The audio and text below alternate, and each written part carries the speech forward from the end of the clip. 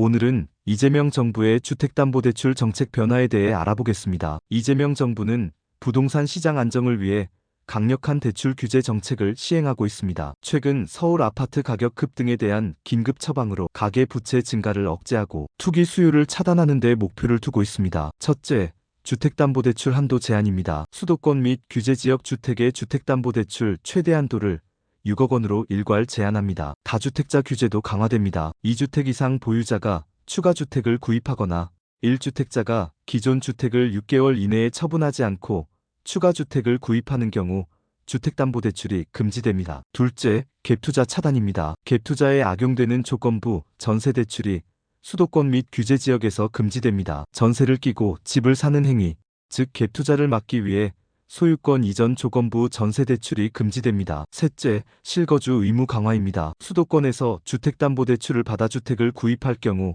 6개월 이내에 전입해야 합니다. 위반 시 대출금 즉시 회수 및 향후 주택 관련 대출이 3년간 제한됩니다. 넷째, 대출 만기 및 신용대출 제한입니다. 주택담보대출 만기를 일괄적으로 30년 이내로 제한하여 대출 금액을 축소합니다. 신용대출 한도를 연소득 이내로 제한하여 주택 구입 자금으로 활용되는 것을 억제합니다. 다섯째, 전세대출 보증 비율 축소입니다. 전세대출 보증 비율을 기존 90%에서 80%로 축소하여 금융사의 여신 심사를 강화하고 전세대출 한도를 줄입니다. 여섯째, 정책대출 규모 축소입니다. 디딤돌 대출 등 정책대출 규모를 약 20% 감축하여 가계 부채 증가를 억제합니다. 주택기금 재원을 공공임대주택 건설 등 본연의 역할에 집중할 계획입니다. 일곱째, 규제지역 확대 검토입니다. 필요시 투기 과열 지구 및 조정 대상 지역 추가 지정을 적극적으로 검토하고 있습니다. 서울시는 강남 3구 및 용산구의 한정한 토지거래 허가 구역을 한강벨트 일대로 확대하는 방안을 검토 중입니다. 이러한 정책 변화는